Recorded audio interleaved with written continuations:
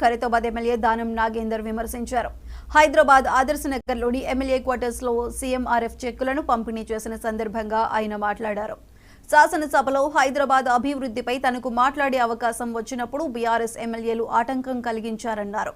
బయటకు చెప్పలేని పదాలతో దూషించారని ఆరోపించారు. బీఆర్ఎస్ ఎమ్మెల్యేలు మాట్లాడింది మైక్లో రికార్డ్ కాలేదన్నారు. సీఎంను తనను కించపరిచే విధంగా మాట్లాడటం వల్లే సహనం కోల్పోయి ఆ వ్యాఖ్యలు చేశానని తెలిపారు. గత 10 ఏళ్లుగా ఏనాడు నాలాంటి వారికి అసెంబ్లీలో మాట్లాడే అవకాశం రాలేదన్నారు. బీఆర్ఎస్ ఎమ్మెల్యేలు అభివృద్ధికి సహకరించి తమ పద్ధతిని మార్చుకోవాలని దానం నాగేందర్ తెలిపారు.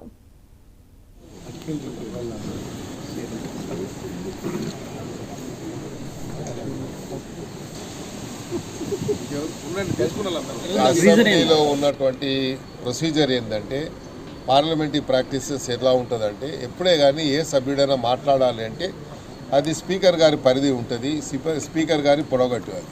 స్పీకర్ గారు ఎవరికి అనుమతి ఇచ్చినా కూడా ఆ అనుమతికి అనుగుణంగానే ఆ సభ్యులు మాట్లాడేటువంటి అవకాశం ఉంది. అందులో భాగంగానే నేను అడగడం జరిగింది. హైదరాబాద్ సమస్య వచ్చింది కాబట్టి హైదరాబాద్లో పుట్టి పెరిగిన వాడిగా హైదరాబాద్ నగరంలో సుమారు 6 పర్యాయాలు నేను ఎమ్మెల్యేగా మరి 3 దశాబ్దాలుగా శాసనసభ్యుడిగా ఉండి హైదరాబాద్ ప్రజల సమస్య వచ్చినప్పుడు హైదరాబాద్ అందరు ప్రజలు వచ్చి చెప్పుకోలేరు కాబట్టి వాళ్ళకున్న సమస్యల మీద నాకు ఉన్నటువంటి అవగాహనని ప్రభుత్వం దృష్టికి తీసుకుపోవాలని నేను స్పీకర్ గారిని విన్నవించుకున్నప్పుడు స్పీకర్ గారు నాకు అవకాశం ఇచ్చారు. ఆ అవకాశాన్ని సద్వినియోగం చేసుకోవాలన్నటువంటి ఆలోచనతో నేను మైక్ పట్టుకోగానే అక్కడి నుంచి ఉచ్చరించినటువంటి మాటల్ని వాళ్ళు మాట్లాడుతూ వాడు వీడు అని అక్కడి నుంచి మాట్లాడుతూ ఉన్నారు. నేను మాట్లాడింది మాత్రము మైక్లో వచ్చింది. వారు అక్కడి నుంచి మాట్లాడేది రికార్డులోకి ఎక్కలేదు. అదే మా దురదృష్టం.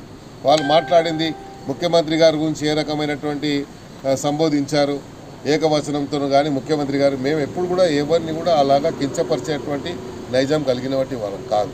ఎందుకంటే వాళ్ళు మాట్లాడే తీరుని దృష్టిలో ఉంచుకొనే తెలంగాణలో ఊత పదం కాబట్టి ఆ ఊత పదంగా నేను అనేసాను తప్ప ఉద్దేశపూర్వకంగా ఎవరిని అనాలని కాదు.